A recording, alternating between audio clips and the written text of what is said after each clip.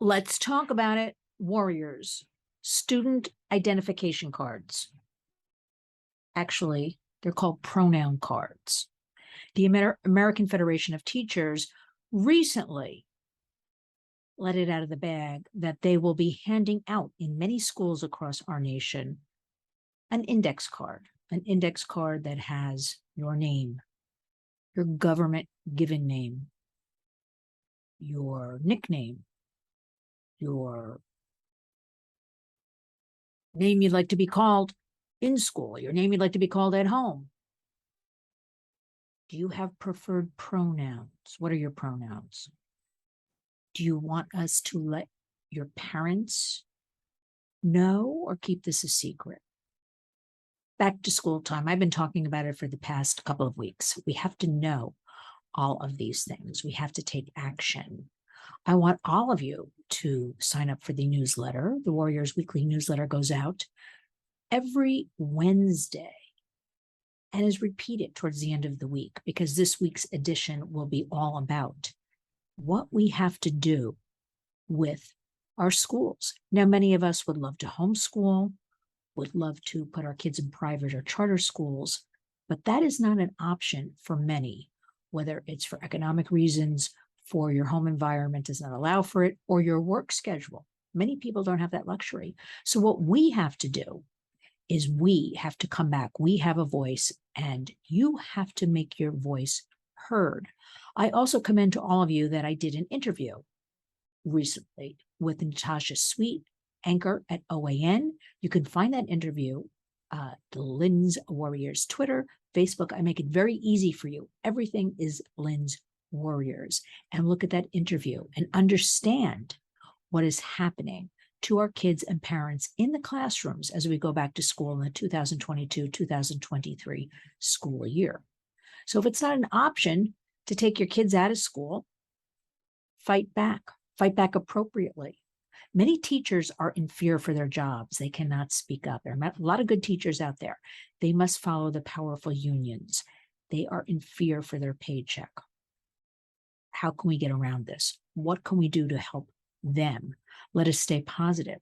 Let's skirt the issue and come in from different angles. First, you must get involved.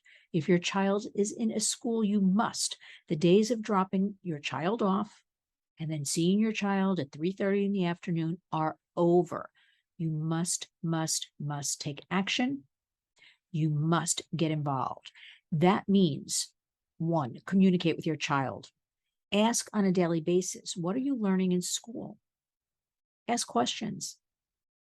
Ask what books are in the classrooms, what books are in the libraries. Talk to the kids too.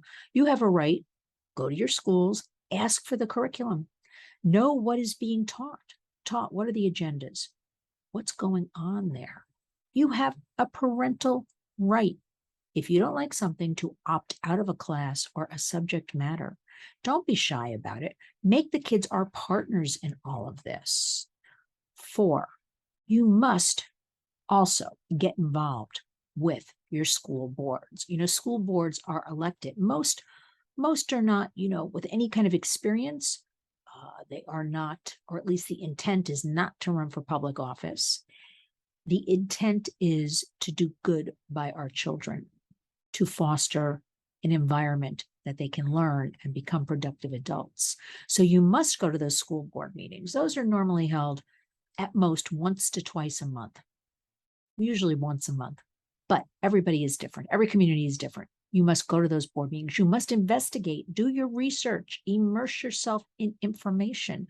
Know who is on these boards. Who are these board members? Look them up. The internet can be a wonderful thing. Let's leverage it for good. Do our research. But you must go to those meetings. And if you dare be so bold, and I suggest all of you, try to engage more and get on those boards and become school board members so you can have a say. So if we all come together in our own homes and communities, and we talk to our neighbors and our friends and parents and caregivers with other children, and we talk about these issues, we can confront them head on. But again, we have to take action. We have to communicate.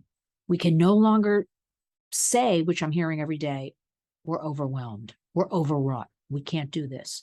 We must do this because our precious and vulnerable children are at risk each and every day. So each and every day, I want all of you always follow lynswarriors.org for breaking news, take actions, things you're not going to hear in the media anyplace else. Also, keep an eye on our weekly Warriors radio program every Wednesday.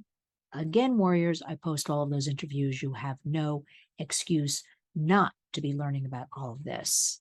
And remember, it's 2022. There is a war on for our children. It is your responsibility each and every day to be a warrior.